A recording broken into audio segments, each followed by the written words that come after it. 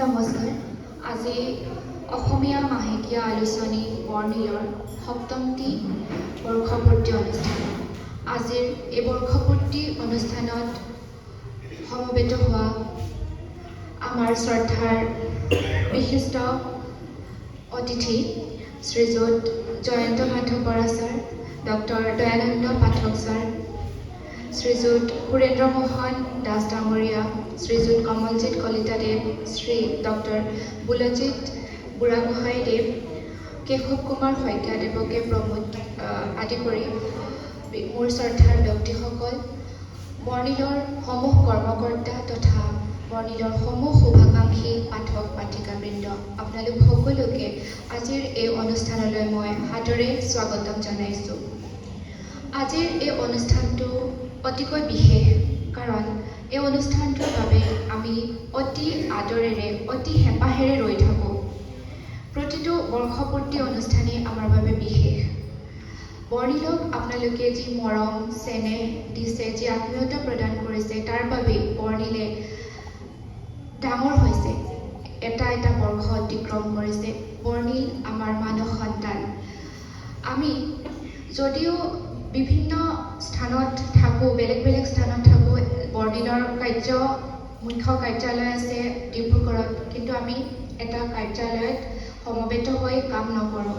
আমি বিভিন্ন স্থানত থাকোঁ আৰু আমি আমাৰ যি ভালপোৱা সাহিত্যৰ প্ৰতি, সেই প্ৰেম, সেই ভালপোৱাৰ প্ৰকাশ স্বৰূপে আমি যি স্থানতে নাথাকোঁ, সেই স্থানৰ পৰাই বৰ্ণিলক আগুৱাই নিবলৈ আমাৰ যৎপৰোনাস্তি চেষ্টা আগবঢ়াই আছোঁ।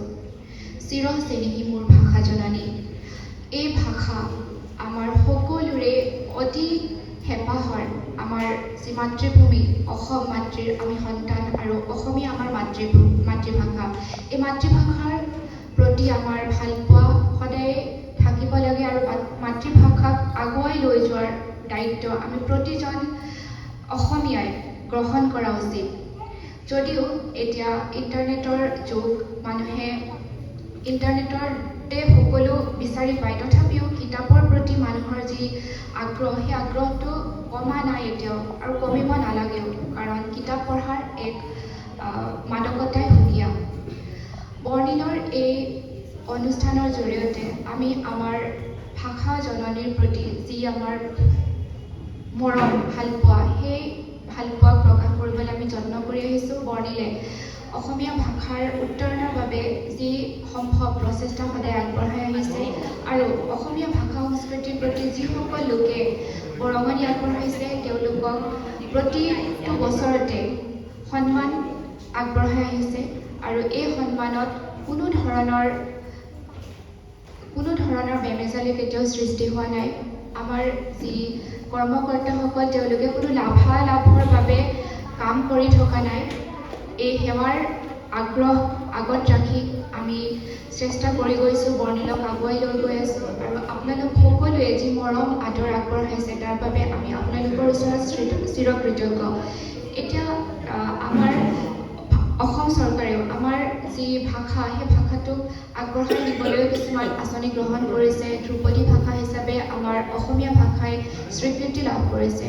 সিদিনাখন মোৰ কৰ্মস্থলীত মই উপহাৰ হিচাপে এখন কিতাপ পালোঁ।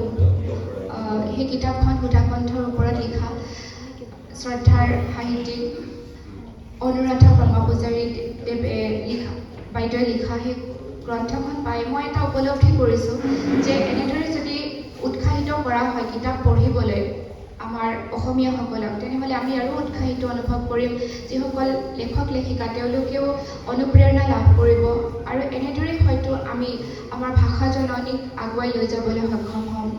বহুত বেছি দীঘলীয়া নকৰোঁ, সকলোকে ধন্যবাদ জনাইছোঁ। বিশেষকৈ ডিম্পল গগৈ, তেওঁ ইমান কষ্টৰে এই অনুষ্ঠানটো আগবঢ়াই দিছে, যিমানখিনি কষ্ট কৰিছে তেওঁক মই আন্তৰিক ধন্যবাদ জ্ঞাপন কৰিছোঁ। লগতে সমূহ কৰ্মকৰ্তাক ধন্যবাদ জ্ঞাপন কৰি মোৰ এই সমূহ বক্তব্য সামৰণি মাৰিছোঁ। ধন্যবাদ।